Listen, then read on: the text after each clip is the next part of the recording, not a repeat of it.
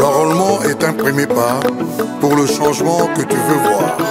Il est temps, il est temps, il est temps, il est temps, il est temps, il est temps, il est temps. Allons tous nous faire enrôler. Tout y a y basso, coucher à rouler. Tu es méroté, coucher à rouler. Toque mes basso, cosa rouler. Et ton yasso, cuenta sala, enrôlement.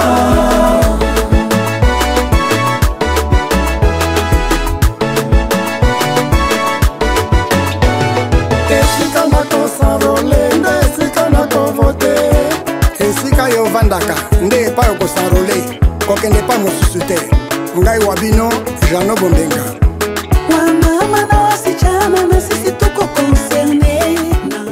Je remercie l'ambassadeur de la RDC en Afrique du Sud pour non seulement sa présence mais pour avoir facilité cet exercice qui s'appelle enrôlement des électeurs. Il a été au four et au moulin et il nous a accompagnés et continue à le faire. Merci, Excellence. J'en profite aussi pour dire la même chose pour les autres ambassadeurs. Nous avons eu vraiment le privilège d'être assistés parce que, comme vous le savez, c'est la première fois que la RDC organise des élections en dehors de ses frontières. C'est une relation nouvelle qui est établie.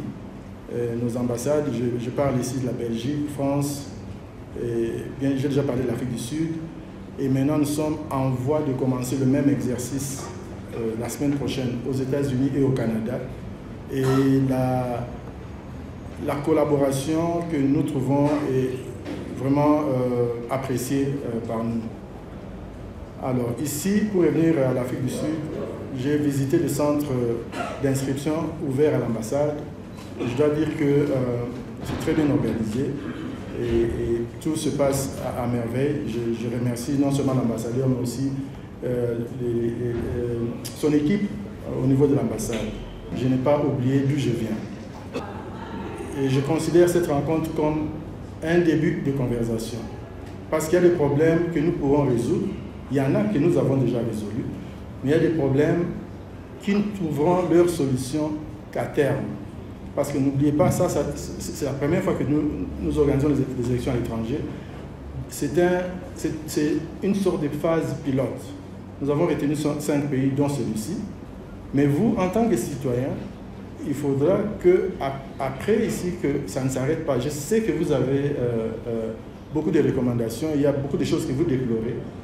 Mais ensemble, nous pouvons arriver à faire changer un certain nombre de choses.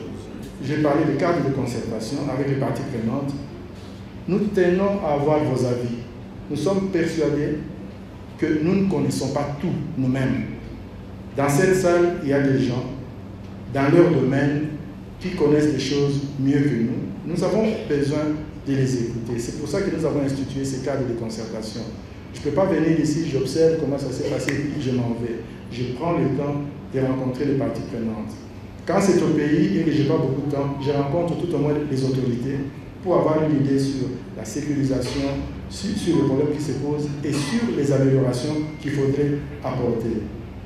Nous avons aussi, pour rendre le processus transparent, nous permettons l'observation du processus électoral de long terme. C'est-à-dire qu'on ne donne pas l'accréditation rien que pour la phase du vote. En ce moment, il y a des groupes d'observateurs qui observent l'enrôlement des électeurs. Donc, ils ont accès au processus électoral. La CENI n'a pas une bonne image et n'a pas une bonne réputation à cause de son passé, mais pas seulement à cause de son passé, mais à cause aussi de notre politique au pays. C'est comme ça.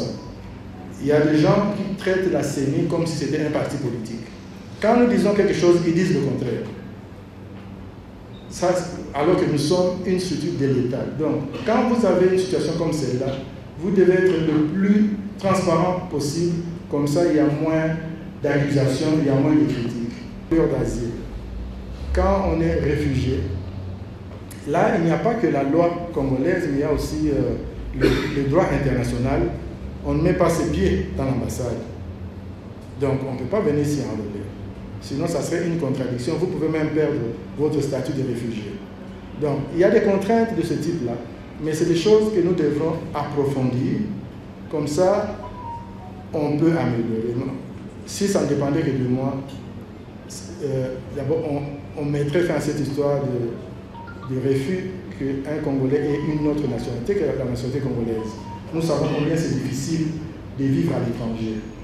Mais cette loi, je sais qu'elle allait sortir, mais avec l'état d'urgence, dans une partie du pays, on ne touche pas à la Constitution dans cette situation. Ce qui fait que nous avons encore cette restriction, on ne peut pas avoir plus d'une nationalité.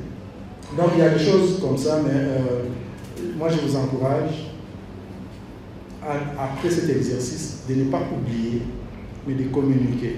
Pas seulement avec la CENI, parce que la CENI ne légifère pas, mais avec le Parlement, avec l'Assemblée nationale, même le Sénat, parce que le Sénat peut aussi initier des lois.